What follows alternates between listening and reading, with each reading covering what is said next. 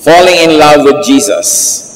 And it's about talking about the price Jesus paid for loving us. Ano-ano po ba ang kinakailangang mangyari, maranasan, at pasanin ng Panginoon para tayo mahalin? In healing people, Jesus lost power and energy to the recipient.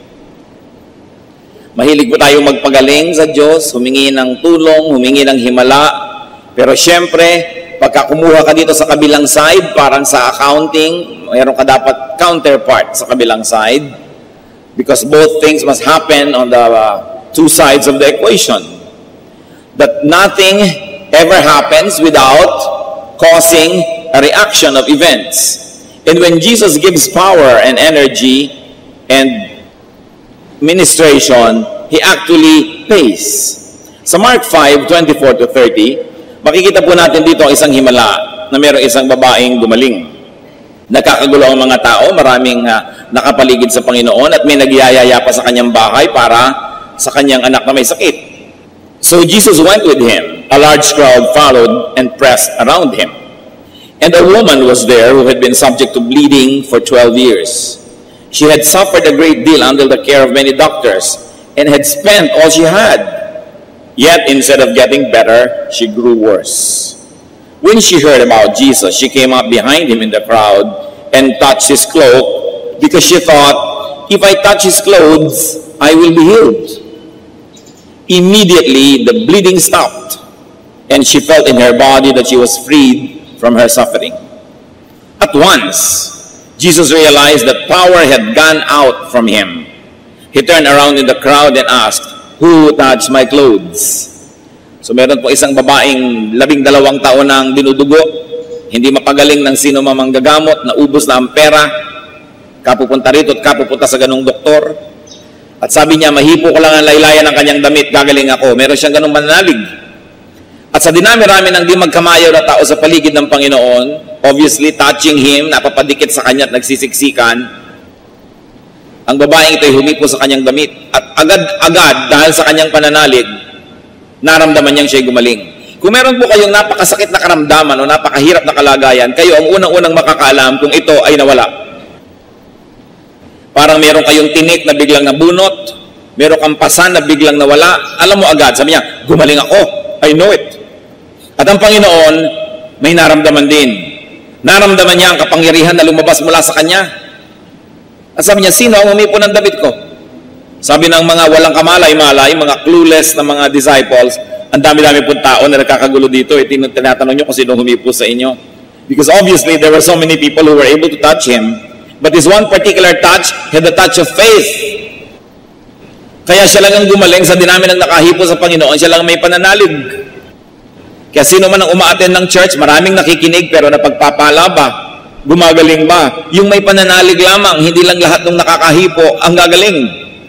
Pero ang mahalagang tingnan dito, that Jesus lost energy to the recipient. At naramdaman niya yon.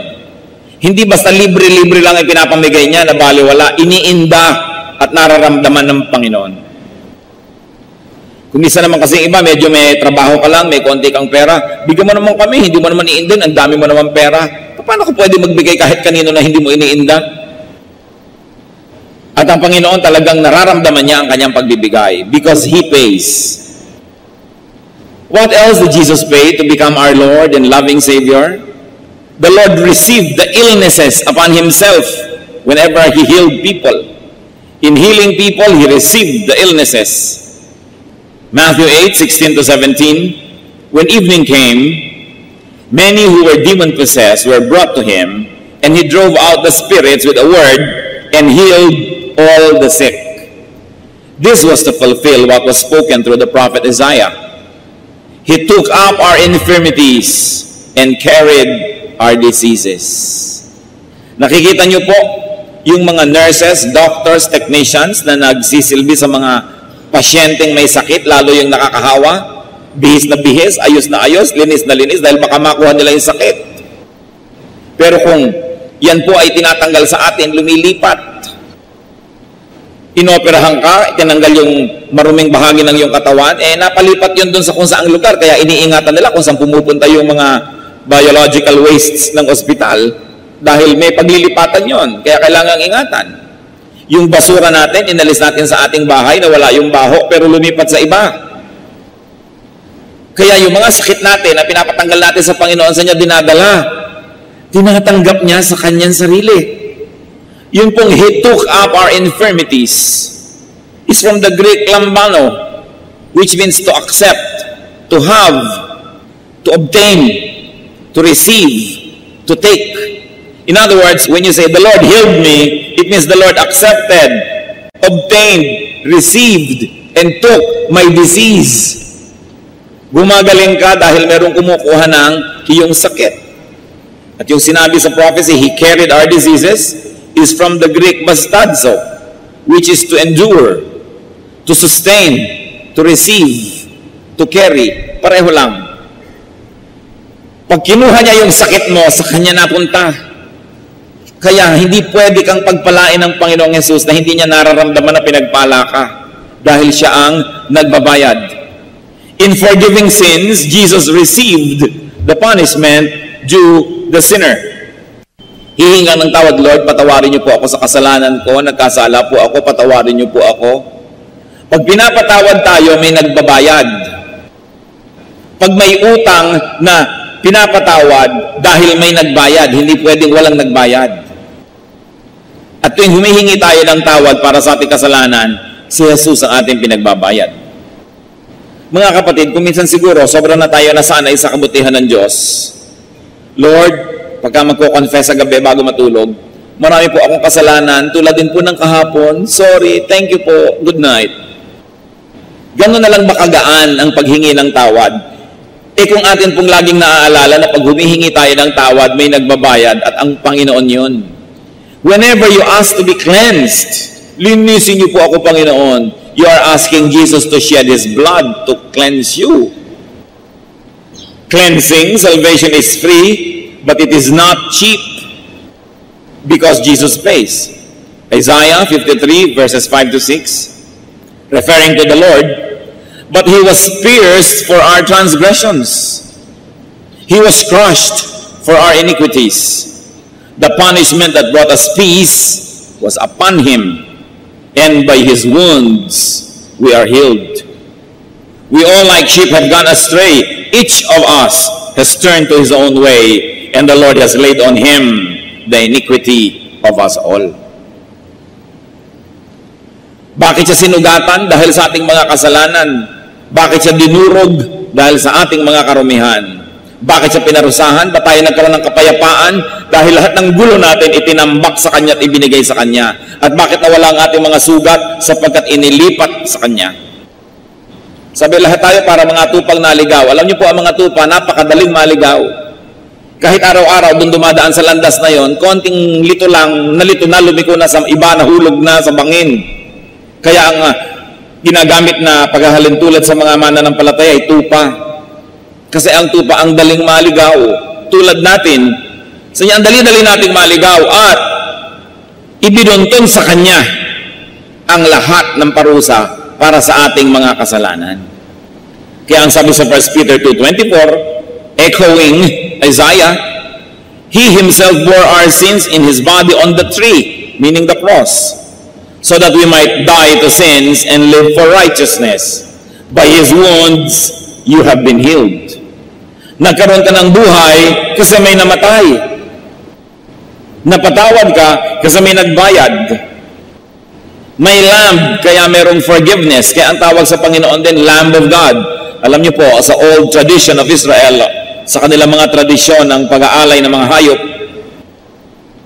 hahawak sila sa ulo ng hayop at sa isang seremonya ay waring inililipat doon sa hayop ang kanilang mga kasalanan. At pagkatapos ang hayop na ito ay papatayin, ititigis ang kanyang dugo at ibubuhos doon sa altar. At dahil mayroong hayop na kumuha ng kanilang kasalanan at ititigis ang kanyang dugo, pambayad sa kasalanan na yon, ceremonially napapatawad yung kasalanan ng mga mananampalataya na nagbibigay ng offering. Ito po yung old offering tradition of Israel. But of course, this was only a hint, a clue of the offering that the true Lamb of God, Jesus, was going to pay. So sa kamatayan ni Jesus, lumilipat sa Kanya ang ating kasalanan, kaya Siya namatay. Hindi naman nakakapagpatawad ng kasalanan yung patuloy kang mag-offer ng mga hayop. Kung hindi mo yun ikinokonekta sa pananalig doon sa darating na Kristo na magiging tunay na kabayaran sa mga kasalanan. So even the offering of blood sacrifices don't mean anything if it is not connected in faith through the blood of Jesus. Kaya lahat po ng ating sacrifices, kung walang kinalaman din kay Jesus, baliwala. Pero ang mahalaga nating tandaan, may nagbayad. May Barabas kasi may Jesus.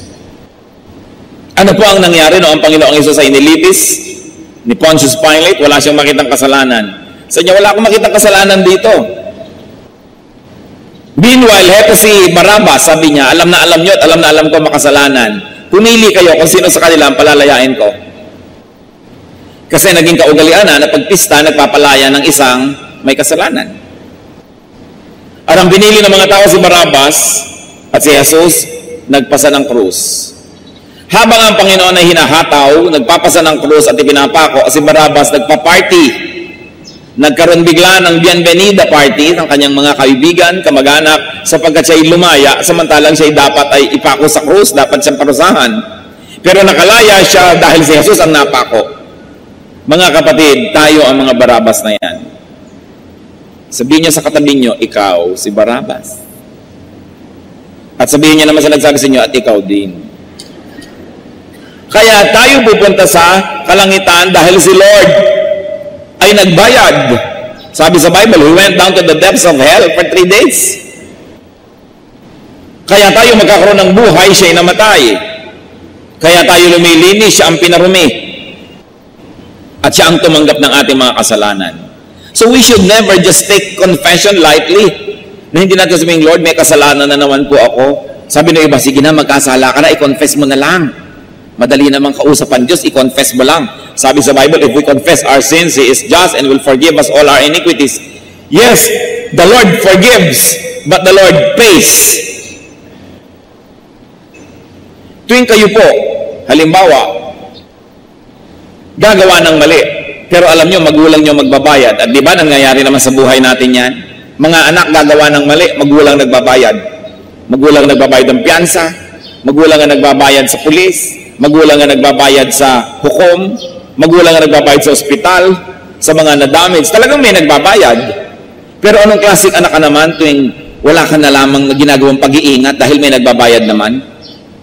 At sa mga kasalanan natin paulit-ulit, ang Panginoon, paulit-ulit nating sinusugatan para kuhanan ng dugo na panglinis sa ating kasalanan. Ganun niya tayo kamahal. Isang pagmamahal na hindi dapat abusuhin, isang pagmamahal na dapat maging inspirasyon natin para tayo magsikap na bigyan siya ng kaluguran, kasiyahan, at tigilan natin ang kahihingi ng dugo niya. Ngayon yung iba naman, ba't hindi ka malang nagko-confess kasi nahihiya na ako sa Diyos humingi ng dugo eh. Kung talagang nahihiya ka, ang tigilan mo ay ang pagkakasala. Kasi kahit hindi ka humingi ng dugo at palinis, offensive pa rin sa Diyos ang karumihan. Yan po ang pinagkaiba mga kapatid ng Christianity. That's why we do not apologize to say that this is the real one, the genuine one. Because in Christianity, Christ pays. In all other religions, you pay. Humanap kayo ng ibang religion na hindi salvation through faith in Jesus. Siguradong yung tao ang Savior niya. Kailangan siya magsakripisyo, kailangan siya magbayad, kailangan siya magbiyahe patungo sa malayo to earn points. Kailangan siyang gumawa nito at gumawa noon, magpahirap sa sarili dahil siya ang nagbabayad sa kanyang kasalanan.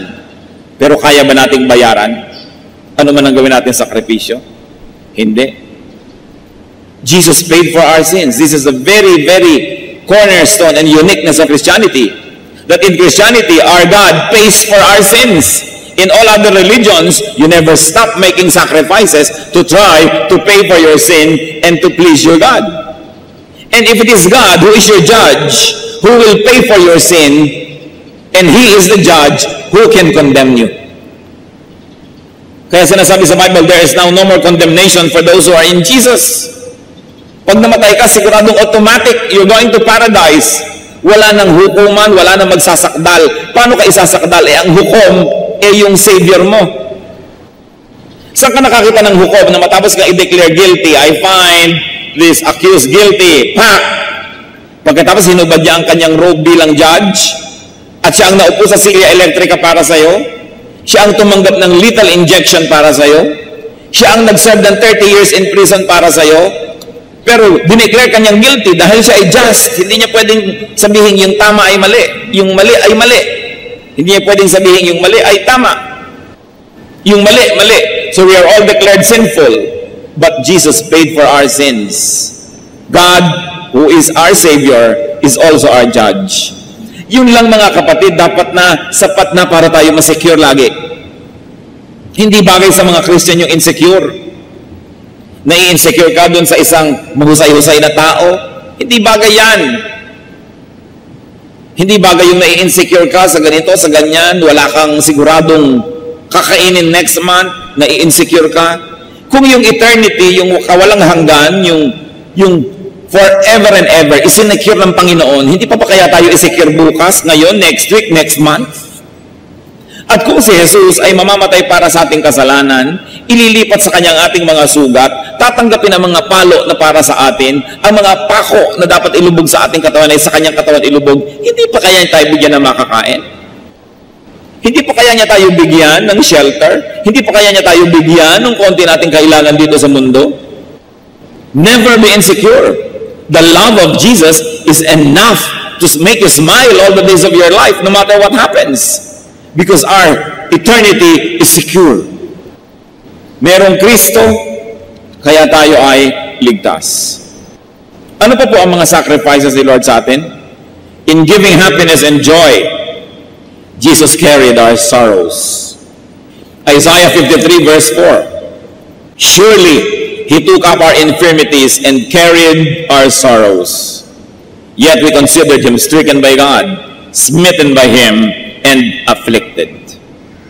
Sa pagpapasaya sa atin ng Panginoon, siya ang nagdala ng lungkot. Ganyan-ganyan po yung mga counselee. Darating sa counselor, lamu-lamukot ang muka. Madilim ang muka. Mabigat ang puso. Matapos magbuhos ng kanyang mga sama ng loob, maipanalangin at mabigyan ng makadiyos na payo, lalabas sa counseling room nakangiti na, maligaya. Kung hindi man kumpleto, nabawasan na yung dala niyang mabigat. At sa pangatlo, pang-apat na counseling, gumaan na siya. Alam niyo po kung ano nangyari? Pag alis niyo sa counselor, sa pastor na nagbigay sa inyo ng payo, siyang bumigat. Naalaman niya yung mga problema niyo, ininda niya yung mga suliranin ninyo, yung mga gulo niyo sa buhay, tinambak niyo lahat sa kanya. Siya ngayon na may dala-dala. Because the servants of Christ are little Christs. Kaya yung ginagawa ni Kristo, ginagawa din ng mga lingkod niya. Kaya yung mga ibang gusto magpa-counsel, pagkatapos ng message, pwede po magpa-counsel. Anak, hindi mo alam ang sinasabi mo? Kaka-message lang natin, dahil ko pang nakipag-boxing sa 5 flash elorde. Pwede ba natin i-schedule yan so I can give you undivided attention? Ngayon ko na po kailangan. Napaka mga unreasonable kumisa ng mga anak ng Diyos. Pero sa doktor, nakikipag-appointment, sa dentista, nakikipag-appointment, sa dermatologist, nakikipag-appointment, kahit 30 days later, nakapila sa kanyang liposuction. Pero pag magpapapayo sa mga lingkod ng Diyos, gusto ngayon na agad, ayaw pumila. At akala mo, gumaan na yung kanyang pakiramdam, hindi mo lang iniisip at ipanalangin yung counselor niya na gumaan siya dahil yung bigat na lipat doon. Yan po ang ministration ng mga anak ng Diyos. May sumaya dahil may lumungkot. Kaya ang tawag sa Panginoon sa Isaiah 53 verse 3, a man of sorrows. Paano ka naman sasaya kung talagang alam mo at iniinda mo ang suliranin ng mundo? Kaya dapat natin ipinapanalangin po ang ating mga counselors. Para kasi silang basurahan. Yung lahat ng basura mo, itatambak mo sa kanila, luminis ka't gumaan pero naiwan sa kanila. Anong gagawin nila? They have to be helped spiritually. Because that is difficult. What else did Jesus pay? In serving people, Jesus got tired. Ang Panginoon nga napagod. Tao pa. Mark 6:31. Then because so many people were coming and going, that they did not even have a chance to eat, He said to them, come with me by yourselves to a quiet place and get some rest. Hindi na matapos-tapos ang miniministera ng mga tao. Sabi ng Panginoon sa kanyang disciples, magsara muna tayo.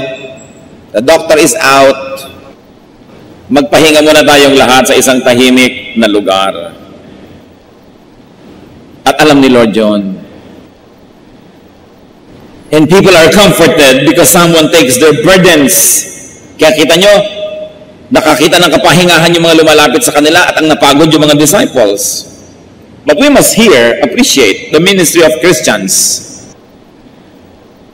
That the disciples help the Lord serve the people. That the disciples help the Lord carry His cross. Sa Matthew 27:32, an interesting episode happened on the way to Golgotha. Noong ang Panginoon po ay nagpapasa ng krus, merong biglang nakatulong sa kanya ng pagpapasan. As they were going out, they met a man from Cyrene named Simon, and they forced him to carry the cross. Wala naman tao magbo-volunteer na buhatin yung krus ni Kristo eh. Wala naman taong talagang willing na tulungan si Kristo magbuhat. Kaya this man was forced. We should know that many servants, many helpers, and disciples of Christ were actually forced to help the Lord. Bihirang-bihira, and I'll be suspicious of people who really would like to become pastors. Yung talagang gustong-gusto maging pastor na gusto. Bakit? Siguro ang nakikita lang niya, yung lagi kang nakakaupo sa presidential table, lagi ka kumisang nare-regaluhan ng pinya, naaalala ka ng mga tao, iniimbita ka sa kanilang mga debut, sa birthdays, so gusto-gusto mo ngayon maging pastor kasi walang taong matino na iibigin niyang gusto niya magpasa ng krus.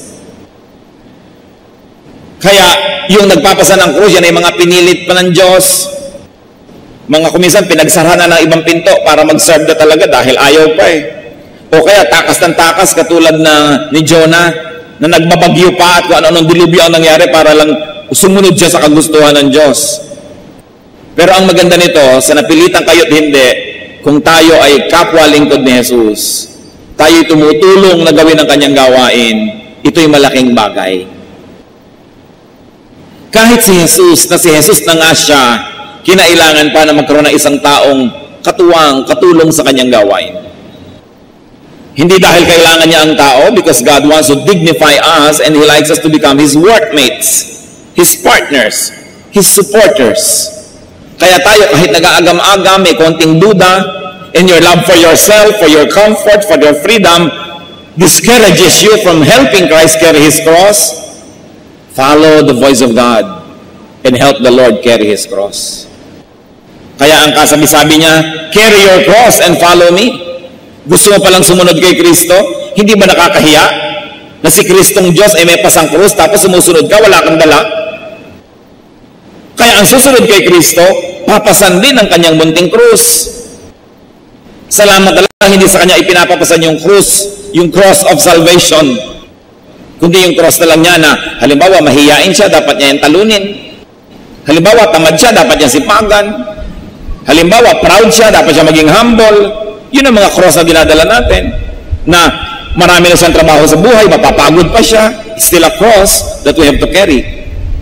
But it is a ministry. In identifying with people, Jesus lost His favored status. He lost His fellowship with the Father. Naranasan nyo na ba na kayo nasa isang marangal na kalagayan, pagkatapos may mga tao nasa isang abang kalagayan, pero in identifying with them, bumaba tuloy yung ranking nyo? Ganyan ang ginawa ni Jesus. Kumisan ikaw ay napaka-respectable person, very accomplished, pagkatapos ang mga kapatid mo, ang mga pinsan mo, lahat ng kamag-anak mo, basagulero, mga hampas lupa, pero in identifying with them, nababawasan ang iyong ningning, but you identify with them nevertheless, kasi kamag-anak mo. Isa kang kagalang-galang na teacher na babae, ginagalang ng lahat, tapos yung asawa mo, pasuray-suray at laseng, dahil sa iyong association, nadadala ka niya pababa. Ano kaya ang pagbaba na dinadala natin sa Panginoon? Na siya'y nasa langit, literally, ibinaba sa lupa. Napakataas ang kalagayan, siya'y naging hamak, siya'y naging kawawa, inapi-api, sinaktan. Biruin mo, anak ng Diyos, sasampalin ng tao lamang, papahirapan, sasaksakin, hahampasin. At hindi lang yon. Naputol pa ang kanyang favored fellowship with the Father. Matthew 27:46.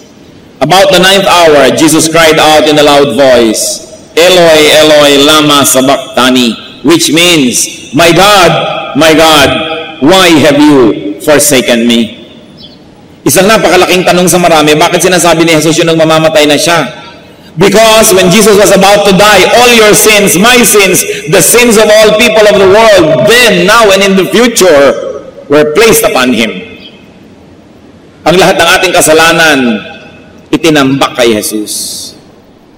Pati yung gagawin pa lang natin, itinambak na para pag nangyari at ginawa natin at inihingi natin ng tawad, nabayaran na rin sa krus.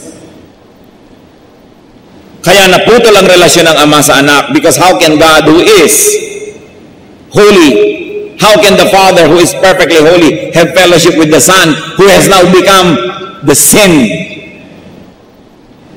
And who has now become the personification of sin? Nalipat sa kanya lahat.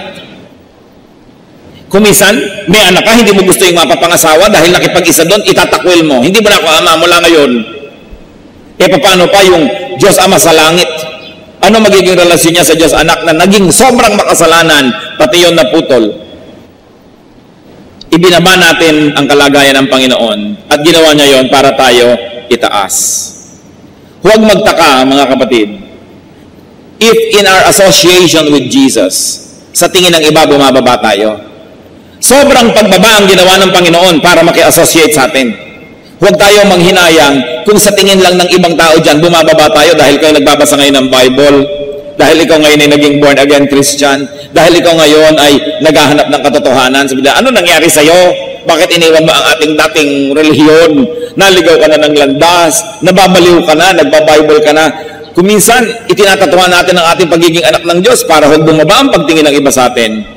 Pero ang pagbaba ng Panginoon, hindi sa pagtingin ng makasalanang tao, kundi sa pagtingin ng Diyos Ama, ginawa niya para sa atin. So you be identified with Jesus. If He was willing to be identified with you, all the more that we should be willing to be identified with Him. Ano sabi ng Panginoon sa Matthew 10:32-33? Whoever acknowledges me before men, I will also acknowledge before my Father in heaven. But whoever disowns me before men, I will disown before my Father in heaven. Pag ako ay pinagbapuri mo sa harap ng tao, ipagmamapuri kita sa harap ng Ama. Pero pag ikinahiya mo ko sa harap ng tao at itinatwa mong anak kita, itatatwa kita sa harap ng Ama sa araw ng paghuhukom. Ganun ang pagmamahal sa atin ng Diyos. Sobra. Christianity is a religion premised on love, on the love of God for people. Sa kayo nakakita ng relihiyon na yung Diyos ang nag-o-offer at ang offering niya hindi bulaklak, hindi kandila, hindi dasal, hindi usok. Ang offering niya ang sarili niyang buhay para sa kanyang mga anak. So the Lord loves us. Jeremiah 31:3. The Lord appeared to us in the past, saying, I have loved you with an everlasting love. I have drawn you with loving kindness. In loving and serving people, the Lord Jesus Christ received all our illnesses upon His body. He received the punishments for our sins.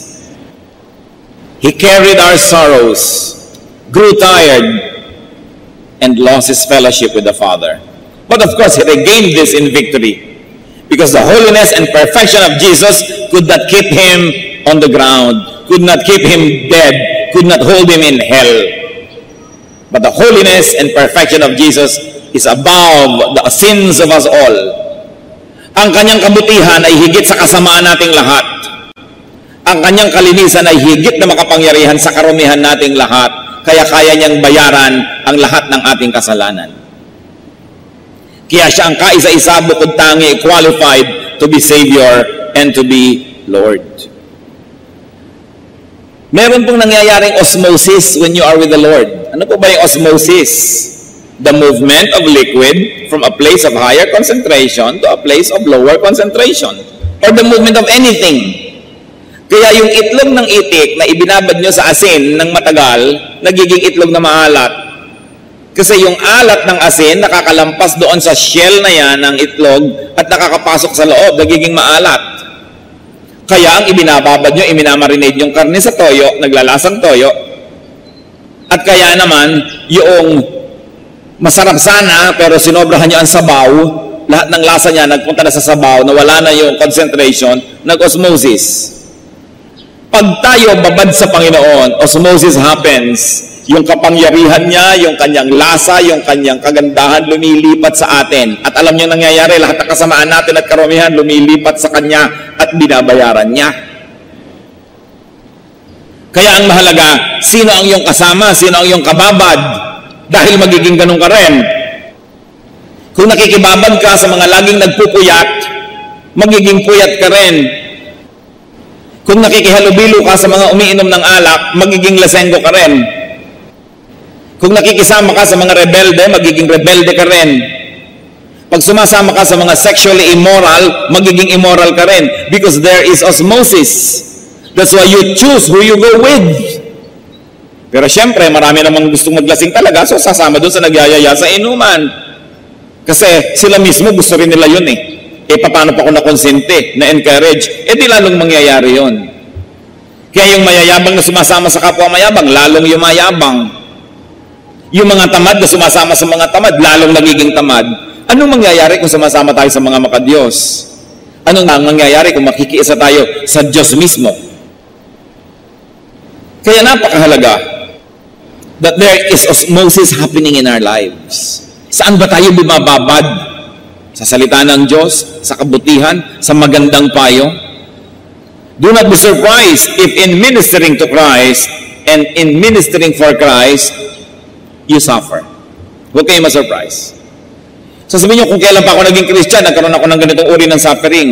Kung kailan pa ako naglingkod sa Panginoon, kung kailan pa ako sumali sa choir, o naging instrumentalist, o Sunday school teacher, kung kailan pa ako nagpastor, kung kailan pa ako nag-volunteer, nagkaroon ako ng suffering. Don't be surprised, because Christ that you follow suffered. Pero, yung sinusundan niya naman patungo sa kaluwalhatian, tatandaan natin, ang daan tungo sa langit ay kailangang dumaan sa Kalbaryo. Sapagkat ang Panginoon na umakyat sa langit ay dumaan sa Kalbaryo at sa krus. At salamat na lang yung most of the suffering was done for us by Christ and we don't have to suffer anymore. Konti na lang ang natira sa atin. Parang yung tumulong kay Jesus. Tumulong lang siyang magbuhat sandali pero hindi naman siyang ipinako. Kaya mga kapatid, maghanap-hanap naman tayo ng mabubuhat. Maghanap-hanap naman tayo ng maitutulong sa ministry ng Panginoon sapagkat maging nung siya idadalin sa Kalbaryo, ipinakita yung ganung pamamaraan na ang tao ay tutulong, ang tao ay kasama sa pagbubuhat ng krus. Lalo tayong mga mananampalataya. Huwag kayong magulat kung may mga trial. Huwag kayong magulat na ngayon pa na naging Kristiyano ka kung minsan nagkaroon ng mga hirap. 1 Peter 4:12-13 says, Dear friends, do not be surprised at the painful trial you are suffering, as though something strange were happening to you. But rejoice that you participate in the sufferings of Christ, so that you may be overjoyed when His glory is revealed.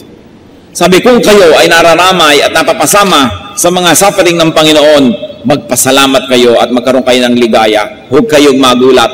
Sapagkat si Jesus mismo ay nahirapan, ang mga disciples ay nahirapan. Ang nakakagulat kung hindi man lang kayo mahirapan, baka hindi kayo kasali. Yun ang nais nating maalala. John 21:15-16. When they had finished eating, Jesus said to Simon Peter, Simon, son of John, do you truly love me more than these?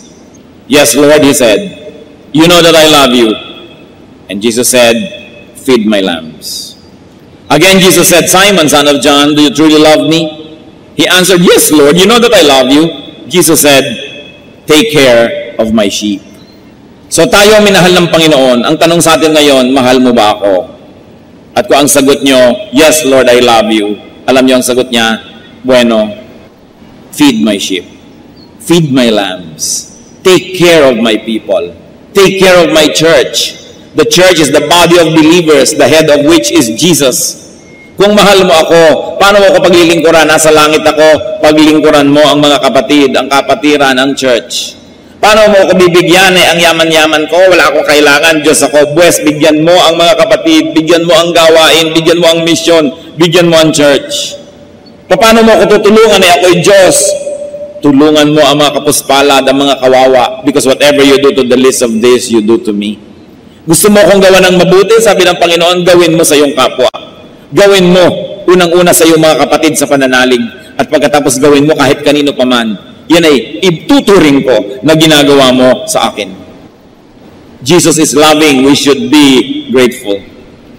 And what better way to show our gratitude than to love those whom He loved, to love His church, and not divide it, to love His church and not speak against it, to love His church and do everything to strengthen it, not to weaken it.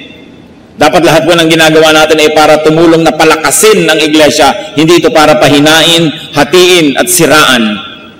Dapat lahat ng ginagawa natin ay para lingapin pagmalasakitan ng iglesia ng Panginoon sapagkat siya ang ulo ng iglesia. At wala tayong maaaring gawin na pananakit, pagbabaliwala, pagtalikod, pagpapabaya sa church na hindi ituturing na pagtalikod sa Kanya. Because He is the head of His church. And very importantly, because Jesus has done good to you, do to others what Jesus had done for you.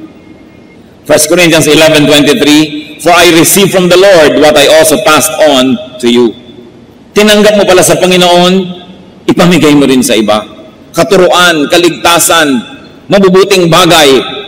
Matthew 10:8, heal the sick, raise the dead, cleanse those who have leprosy, drive out demons. Freely you have received, freely give. At ito'y pwedeng physical, pwede lalo naman na spiritual. Because many people are spiritually dead. They have to be spiritually alive. Turuan ng salvation. Many people have spiritual leprosy. May sakit na nakakahawa, may sakit na napakahirap gamutin. Gamutin sila sa pamamagitan ng katuruan ng Diyos. Magpalaya sa mga demonyo sa buhay ng mga tao. At kung hindi spiritual na demonyong nakatira sa kanya, mga kamalian na ang demonyo ang pinagmumulan. Ibunyag ang mga gawain ng kadiliman at huwag itong pagtakpan. Napakamali na kung may ginagawa ang inyong ina, ang inyong ama, ang inyong anak, ang inyong kapatid na mali, pagtatakpan nyo dahil kapatid nyo sa laman. Dapat ang sugat tanggalin ang takip at nang sa ganon malinis, malanggas, malagyan ng gamot. Kung patuloy mo itong tatakpan, hindi gagaling. At napakarami po na spiritual sicknesses sapagkat pinagtatakpan ng mga kamag-anak, hindi napapagaling, hindi namiministeran, hindi nabibigyan ng counseling dahil nagpapanggap sila na wala namang mali. Yun ang sinabi ni Jose Rizal sa introduction sa No Limit Tangere. May sugat kang pinakakatakpan-takpan mong parang ketong. Tatanggalin ko ang takip, ang lambong, at ibubunyag ang iyong karamdaman, hindi para ipahiya ka, kundi para ihanap ng lunas. Pero kung lagi na lang tayong on denial, we're hiding our own weaknesses and our sins from ourselves. And we do that in dealing with our relatives and family na pinagtatakpan natin, kinukonsinte, hindi nagagaling, lalala ng lalala. Ang sugat kailangang buksan, mahapdiman. So Christian ministers, Christian servants, learn from the Lord and accept that you will also lose energy, receive illnesses from others, that you can get sacrificed and you bear sorrow. But sabi the Lord, carry your cross and follow me. Christians, this is the difficulty of being servants of the Most High God.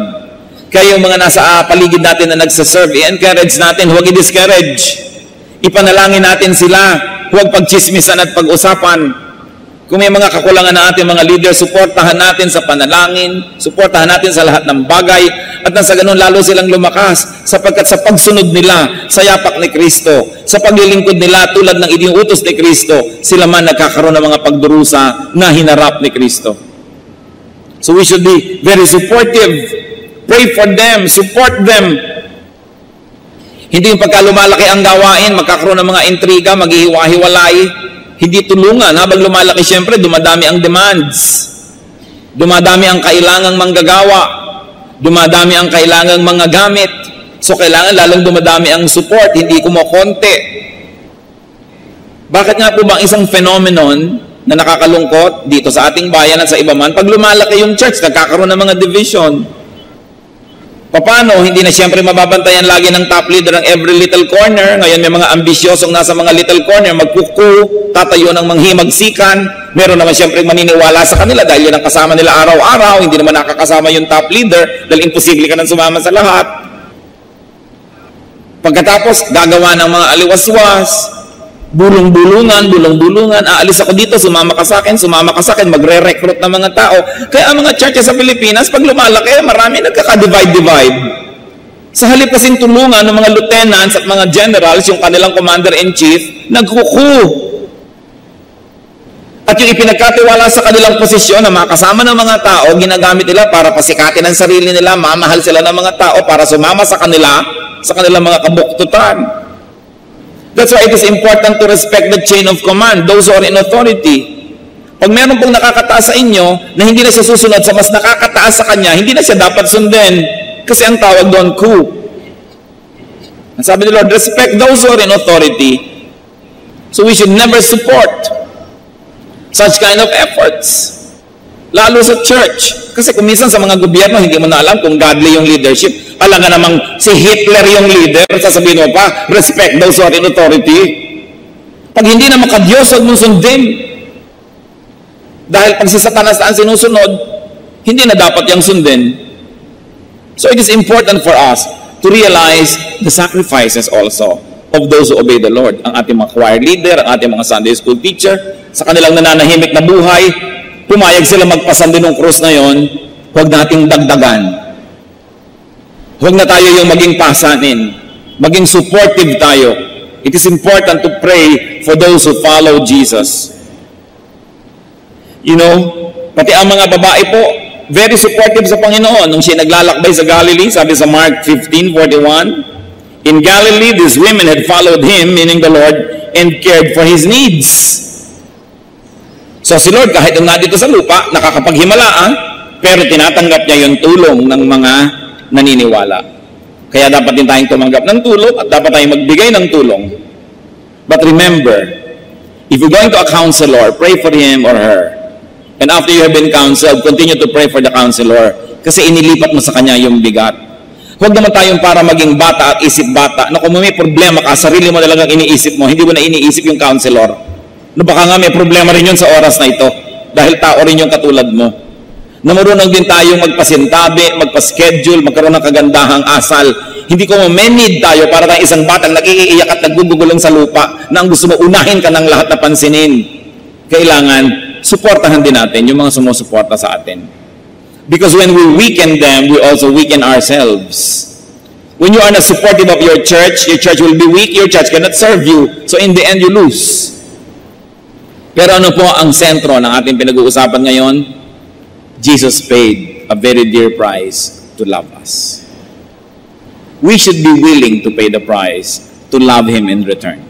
Aming Diyos, kami po ay naghahanap pa ng mga personal na application sa aming napag-aralan. Ituro niyo po sa amin kung ano ang mga dapat namin gawin dahil mahal niyo kami. Maging mapagmahal din kami sa aming kapwa, maging matulungin. Turuan niyo kami, Panginoon, na igalang, mahalin at suportahan ang mga nangunguna sa amin. Nakapwa-tao lang naman namin sila at hindi sila katulad mo na Diyos. Kaya turuan mo kami, Panginoon, na sila ay lalo pang suportahan, to empower them, to pray for them, so that they may be able to do the duties that you have given them, not only with strength and power, but also with joy. At kami naman, Panginoon, ituro mo to carry our little crosses. Maiksi lang naman, Panginoon, ang paglalakbay patungo sa Golgotha at lalong maiksi naman yung panahon na iginugol nyo, O Lord Jesus Christ, sa krus. Alam namin, Panginoon, ang naghihintay sa amin is a glorious eternity. Teach us to go through the momentary troubles and difficulties and not dishonor your name in the process. Teach us, O God. Mga kapatid, magbulay-bulay tayo at hingin natin sa Panginoon ang iba pa mga personal na application ng mga pinag-aralan natin ngayon. Today, when you hear His words, do not harden your hearts as in the rebellion, but allow the Lord and allow the word of the Lord to pierce your heart, to minister to you, to give you comfort if that's what you need, and to afflict you if that's what you need. Let us be alone with the Lord. Ponder His love. Huwag nating magaanin ang kasalanan kung nakahihingi tayo ng tawad. Sapagkat tuwing hihingi tayo ng tawad, si Jesus ay pinagbabayad natin. Kung meron dito ang kasalanan, paulit-ulit, pabalik-balik, hindi na iniinda, hindi na tayo nandidiri sa kasalanan, hindi na tayo nasasaktan, humingi tayo ng isang bagong puso sa Panginoon. Na mandiri tayo sa kasalanan, iwasan natin ito at huwag tayong masanay sapagkat tuwing hinihingi natin ang tawad, sinasaktan natin si Jesus. Be alone with Jesus. He loves us.